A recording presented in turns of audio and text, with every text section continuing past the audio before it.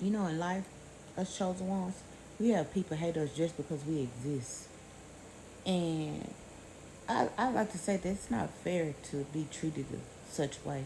However, you know, it is what it is because when you figure out who you are, whether people love you, like you, support you, there for you or not, you still know how to move on in life because you know that it's not you, it's the people that's trying to make you out somebody they want you to be in order for you to be liked. No, we're not people pleasers. We learn to not be people pleasers. We learn to do what we have to do for us. We learn to stop trying to go above and beyond for somebody else and put that energy to ourselves. We learn to not give a fuck. We learn to, like, it is what it is. If you don't like me, you just don't. It's so many rooms I used to go in and people used to just turn their nose up at me like vividly, like, "Ooh, who are you?"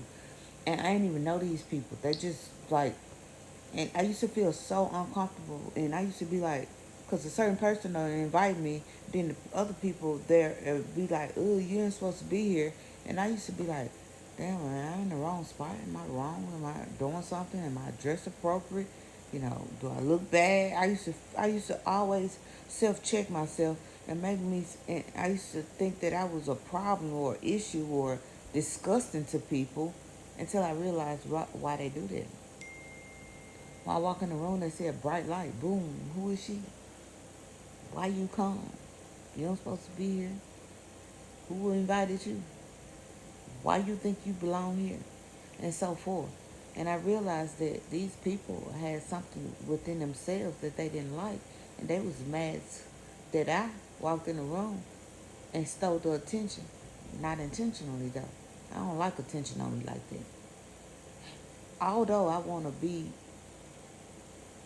something to be reckoned with, I don't like the attention, but I'm learning to accept it for what it is. You know, accept the attention that comes my way and the reason why it's coming my way.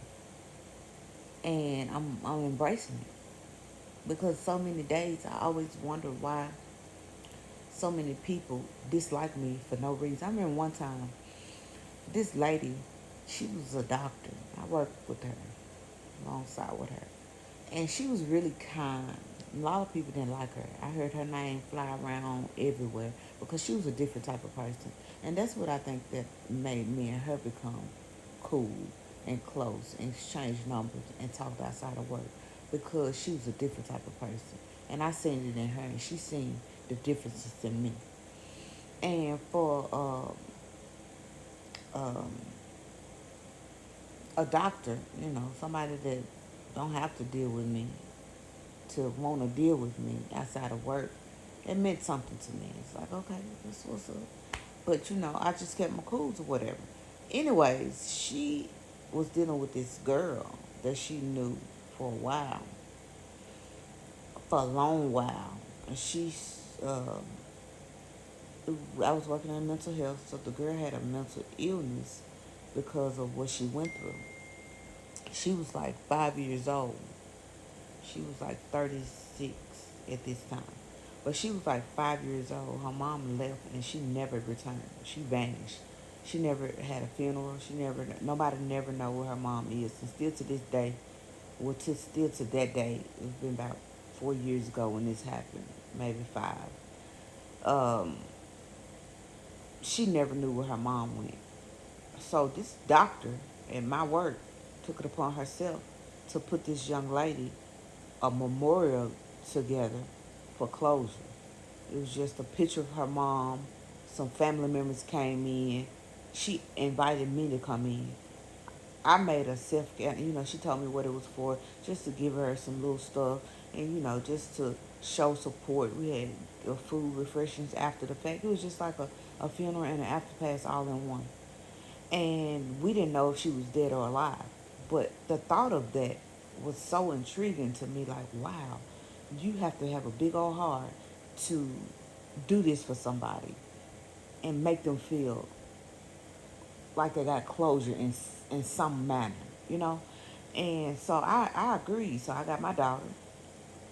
We went to Walgreens and Target and we got a bag full of stuff, a basket full of stuff, like toiletries, socks, clothes, toiletries, toothpaste, soap, stuff like that.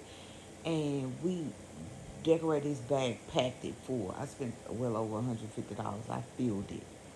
And me and my daughter got, some plastic that, how you make baskets. We got the big basket.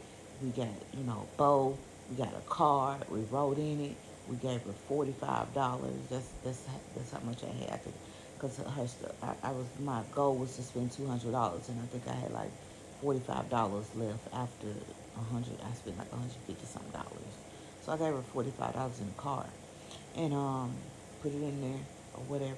But anyways, we did that, and that was amazing to me because that girl got close, and she just hung on to me like she didn't even know me, but she was just like, "Thank you so much for coming. I just feel like you're my sister. I feel like I've known you." And I'm like, "Oh, that's so sweet." You know what I'm saying? I'm glad that we're here.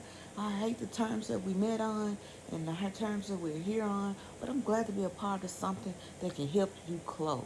This before I figured out that God chose me to be who I am.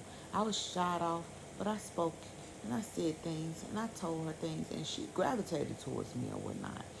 So I had three people from the job that came as well, and they was higher places.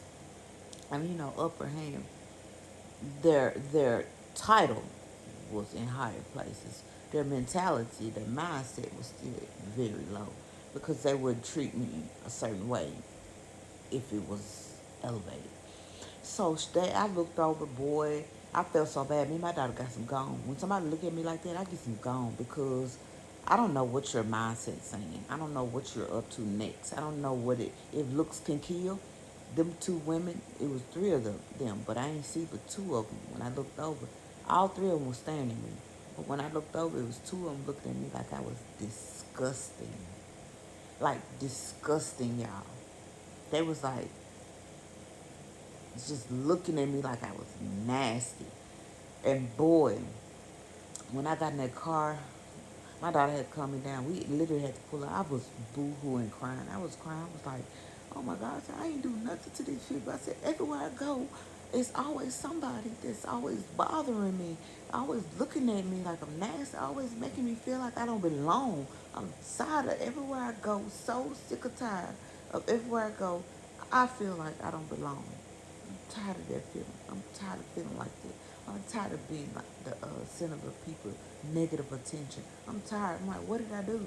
And my daughter saw it too, and she knew we were gonna go because she was ready. She was like, I was just standing around a little second because I didn't want to make it so obvious that they ran me off.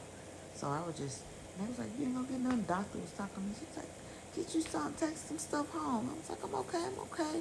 I was like, I would stay and help clean, but I have to go. I'm sorry. I see you guys next time. I know this, that, and the other. And when I walked past them, they looked at me like, and they was just like, they laughed like, right when I walked past as if they had something to say about me. And I just kept going, but boy, I boo-hooed and cried. And I said all that to say this. Just me stepping in certain rooms, people used to just treat me as if I was shit. Now, when I walk in rooms and people do that, I instantly cut their ass off. Like, I don't want your negative. I'm like, I don't want your negative energy. You can keep that shit over there. I'm here for this reason. You're not gonna make me leave. So keep that shit over there. So I learned how to turn it off. In other words, turn people off. Don't worry about y'all. And y'all gotta get to that point too. If God chose you to be just who you are, if you got that light on you, if you got a divine purpose, if you got that fire intuition, if you doing your thing, keep doing your thing. Don't let nobody stop you. There's people in life like that every day there to try to take you down, undermine uh, check you, in other words, and make you feel like you don't belong. Step into every room like God sent you. Okay? It's kosher. Follow me for more.